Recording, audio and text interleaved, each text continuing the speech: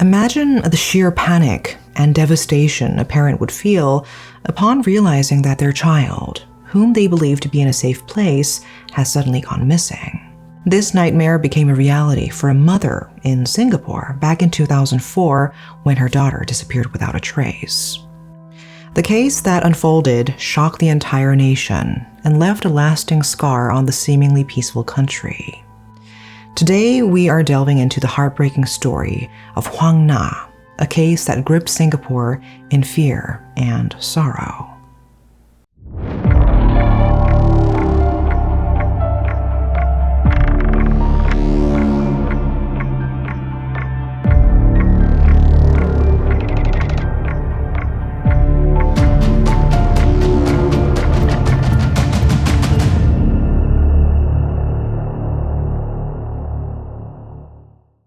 It was 2004 when the name Huang Na became one that everyone in Singapore would come to recognize. Her sudden disappearance sent shockwaves through the community, and it felt as though she had vanished from the face of the earth.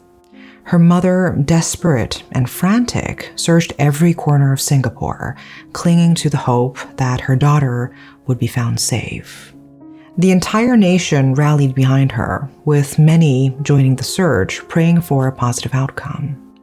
However, despite their collective efforts, the story would not end as they had hoped. Huang Na would never return home alive. Huang Na's story is one that continues to haunt the people of Singapore, a grim reminder that a child's safety is not only the responsibility of the parents, but also of the entire community. It serves as a chilling example that danger can often lurk in the most unexpected places, even in plain sight. When Huang Na's body was discovered 3 weeks after her disappearance, the news shattered hearts across the nation and left her family in utter devastation. What made the tragedy even more unbearable was the realization that the person responsible for her death was someone close to her, someone who had been trusted. But who was Huang Na, and how did she meet such a terrible fate? Huang Na was born on September 26, 1996 in Fujian, China. Her parents, Huang Shuying and Huang Qingrong, both came from farming backgrounds in Putian, a city within Fujian province. They married in 1995, just before Shuying gave birth to Huang Na. Seeking better opportunities, Huang Na's father, Qingrong, illegally migrated to Singapore in 1996, where he found work packing vegetables at the Pasir Panjang Wholesale Center. However, their marriage didn't survive the strain of distance and hardship. When Shuying discovered that Qingrong was having extramarital affairs in Singapore, she made the difficult decision to file for divorce, gaining custody of Huang Na in the process. Life took a new turn when Shuying remarried a businessman and had another daughter in 2003, giving Huang Na a half-sister. In 2003, Shuying moved to Singapore with Huang Na, taking on the role of a paidu mama. In Singapore, paidu mama refers to a mother who relocates with her child to the city-state to ensure they receive a good education, typically for primary and secondary schooling. Shuying and Huang Na lived at the Pasir Panjang Wholesale Center, where Shuying worked. They shared a modest apartment, sometimes with other tenants. Huang Na quickly became a familiar face at Jintai Primary School and within the Wholesale Center community. She was known for her outgoing personality, intelligence, and self-sufficiency. Despite her young age, Huang Na was remarkably independent. She would commute to school on her own, eat at a nearby food court, and even cook meals for her neighbors. Her independence was such that she even once traveled alone back to China, which shows her independence and maturity. She was a beloved figure, and many in the community treated her as if she were their own child. Shuying often found herself torn between her responsibilities in Singapore and her need to visit her other child in Fujian, China.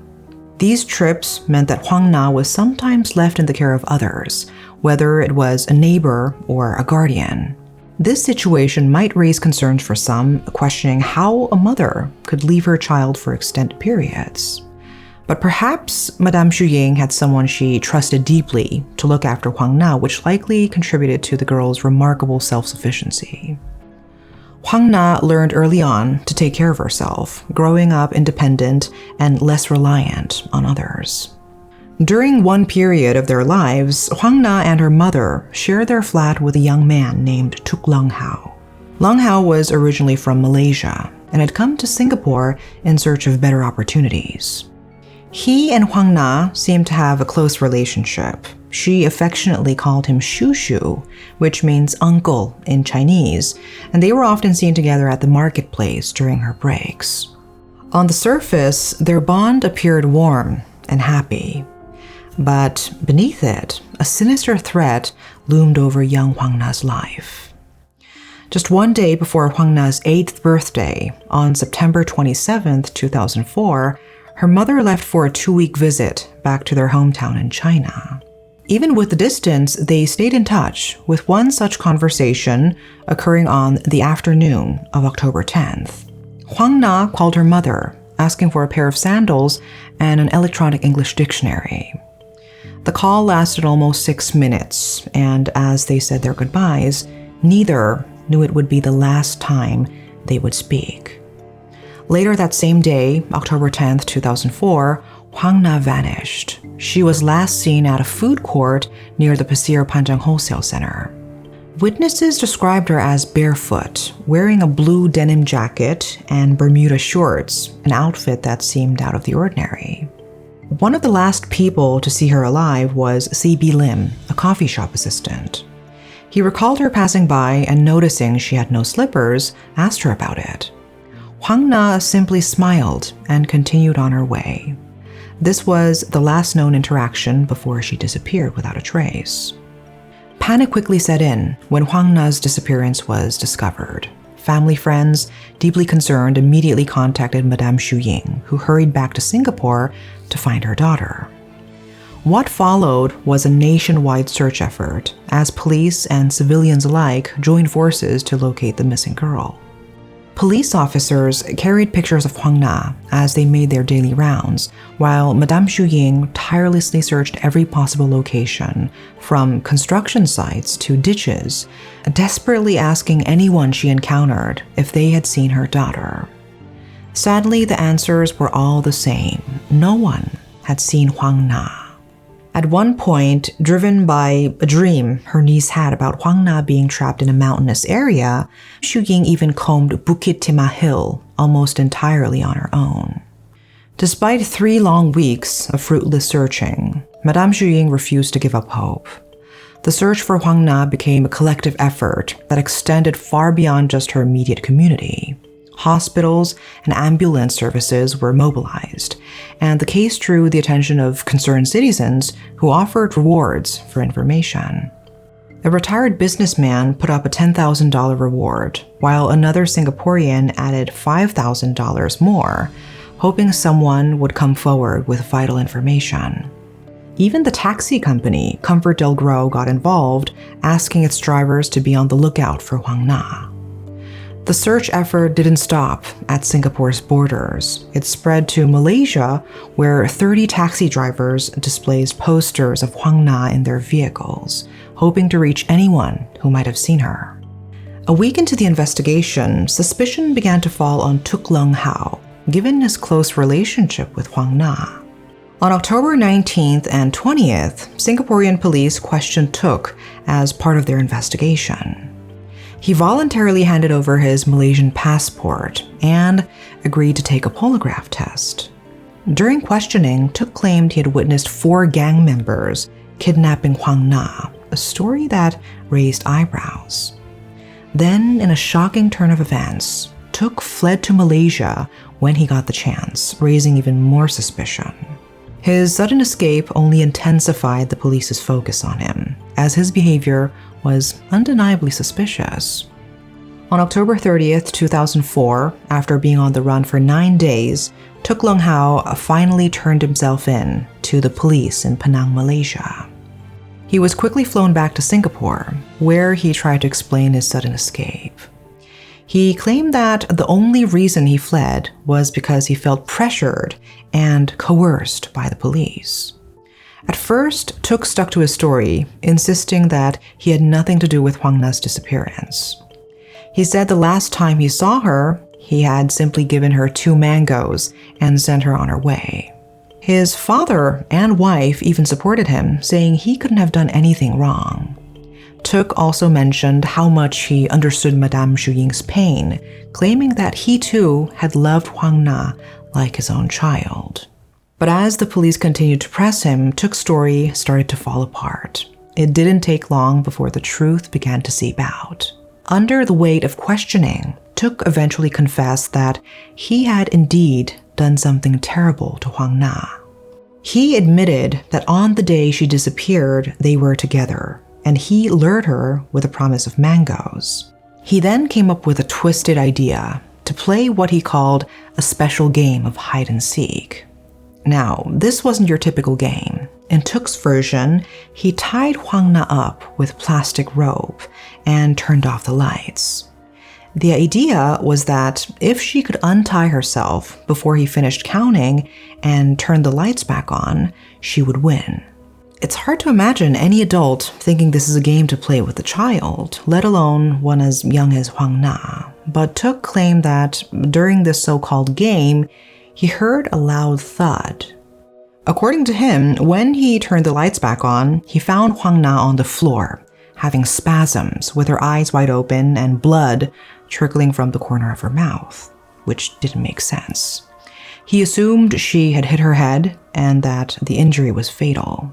For most people, the immediate reaction upon seeing a child in distress would be to call for an ambulance. But Tuk Lung Hao didn't do that. When he saw Huang Na having spasms on the floor, instead of helping her, he made a chilling decision. He claimed that he wanted to put her out of her misery, so he strangled her to death. But that wasn't enough. He went on to stamp on her neck 3 times to make sure she was dead. What Tuk did next was even more disturbing. In an attempt to cover up his crime, he stripped Huang Na's body and molested her with his fingers, trying to create the impression that she had been sexually assaulted. In court, a disturbing video was shown where Tuk demonstrated these actions on a child-sized dummy. But Tuk didn't stop there. He wrapped Huang Na's body in 9 layers of plastic and forced her into a small vegetable cardboard box. The box was too small for a human body, so Tuk had to struggle to cram her inside. After hiding the box, he went back to his place and watched TV as if nothing had happened. Later, he returned to the scene to dispose of the box on Telok Blangah Hill, hoping it would never be found. After Tuk confessed, the police quickly organized a search team to comb through Telok Blangah Hill for the box. It didn't take long. Within 30 minutes, around 10:30 a.m., they found the box buried under dense foliage. The box was sealed with masking tape and had a foul odor. Inside, they found the nude body of a small girl, forced into a crouching position. The body was so decomposed that forensic examinations were required to confirm it was Huang Na. The autopsy revealed several bruises on Huang Na's head and signs that she had experienced a seizure, including a damaged tongue, vomiting, and loss of bowel control. However, due to the severe state of decomposition and the lack of semen, it was difficult to definitively determine whether she had been sexually assaulted. On July 11, 2005, Tuk Lung Hao's trial began, lasting 14 days in front of High Court Judge Lai Qiu-chai. Throughout the trial, Tuk never took the stand to defend himself. Instead, his defense relied on the testimony of his psychiatrist, who argued that Tuk was not fully responsible for his actions due to diminished responsibility. According to Dr. Nagalendran, Tuk's irrational and inexplicable behavior, particularly the strangling, pointed to schizophrenia. The implication was that Tuk couldn't fully control his actions or understand the gravity of what he had done. However, the prosecution had a different perspective. Their psychiatrist challenged the idea that Tik was suffering from schizophrenia or any other severe mental illness. The psychiatrist pointed out that Tik had no history of mental illness and questioned how someone could suddenly become schizophrenic only after committing a crime. He also noted that Tik's actions weren't disorganized or chaotic, which you might expect if someone was acting under delusions. Instead, Tik's methods, how he killed Huang Na, disposed of her body, and fled were all carefully planned and executed with chilling precision. In the end, on August 27, 2005, Judge Lai found Tik guilty of murder and sentenced him to death. Tik appealed the sentence, but in January 2006, the Singapore Court of Appeal upheld the ruling. After the appeal, Tik's family and friends tried one last time to save him by petitioning Singapore's President S.R. Nathan for mercy. If granted, this would have reduced Tik's sentence to life in prison. However, 8 months later, their request was denied, and the death sentence was upheld. Tik was eventually hanged in Changi Prison in November 3, 2006. Before his execution, he even chose his own obituary photo, dressed in new clothes his family had brought for him. Huang Na's wake and funeral were attended by thousands of people who were deeply affected by her tragic story. Many brought gifts, including candies, flowers, and her favorite Hello Kitty items as a way to honor her memory. However, there were also those who tried to profit from her death by buying lottery numbers connected to her case, which is deeply unsettling. Some even spread nasty rumors about Madame Xu Ying, claiming she was seeking donations for herself or having affairs. It was a sad and sickening response to a mother's grief. The murder of Huang Na will forever linger in the minds of Singaporeans as a reminder of the darkness that can exist in some people. It's impossible to truly know what someone is capable of, and Tik Lung Hao's actions were nothing short of vile. As a community, we must come together to protect our children and ensure their safety. Let's offer our condolences to Madame Xu Ying and pray for Huang Na's spirit. May she rest in peace. Please take care of each other, and thank you for taking the time to remember this tragic case. Stay safe, everyone, and that is all for today. Thanks for watching.